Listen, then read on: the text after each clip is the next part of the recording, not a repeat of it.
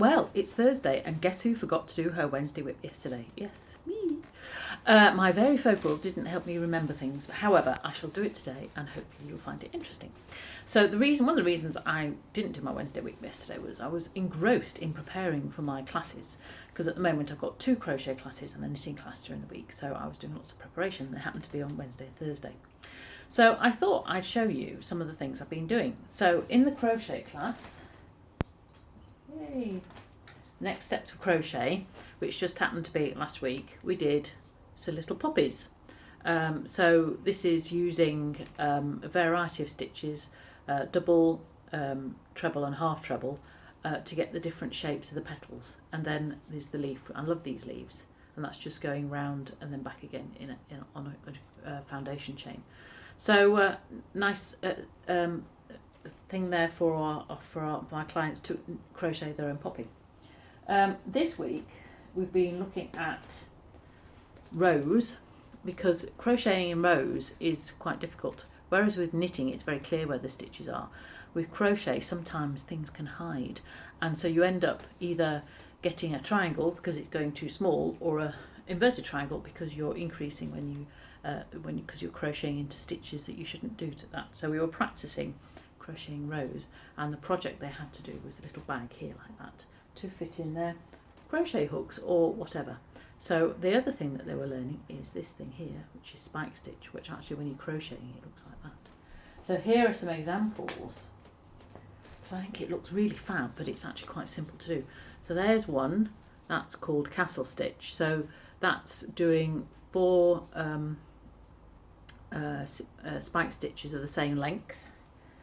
And then there's this one, which is like a wave, and that's varying the spike stitch. So a spike stitch is basically a double crochet that you do in a row below, or 2 rows below, or 3 rows below in this case.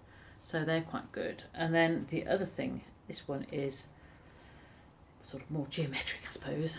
I love the blue and the yellow. So this is again varying levels of spike stitch. So we were having a play around with that, which I think is quite funky. So that was crochet.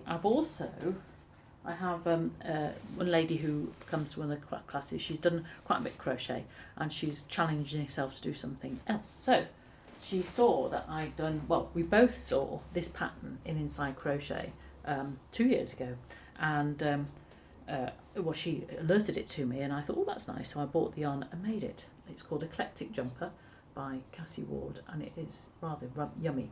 I used the Colour Lab West Yorkshire Spinners Colour Lab yarn, which is pure wool, so it's nice and warm, but because it's crochet it's not too hot, so which sounds a bit odd really, but anyway, you know what I mean.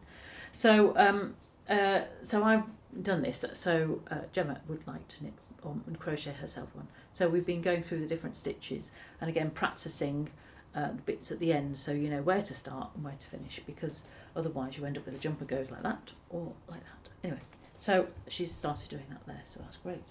So that'll be good to do, see how she gets on with that. Next week we're going to be looking at raised treble, which is this one, which you often use raised treble for cuffs and borders of clothes or hand warmers. But you can also do lots of nice variegated patterns like this, a basket weave, which is nice for blankets, and also a waffle stitch, which is also nice for blankets. I did a really nice baby blanket using variegated yarn using that.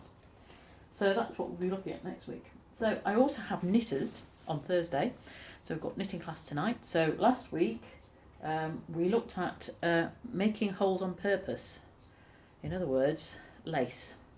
So we looked at how to do lacy patterns like that, and the eyelet holes, and also bobbles, because they're quite fun to do. So that's what we did last week. So I'm looking forward to seeing what they will come back with tonight. And tonight we're looking at more texture stitches. So we're looking at cables. Da, da, da. So this is a little cowl that they will be doing. They don't know that yet, but if they watch this they'll know. I love doing cables. As you can see, this is my Lisa Richardson jumper I did a few years ago, very in circular needles. But this is the basic cables, and I think it's great, a nice adornment for any garment or hat or a pair of gloves. It's quite easy to put a little row of cables in.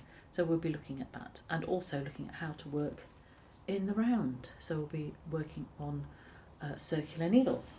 So that's my knitting class, and next week we'll be looking at some colour work. So perhaps intarsia, which is where you make pictures out of colour, which can be quite absorbing or quite frustrating depending on your want.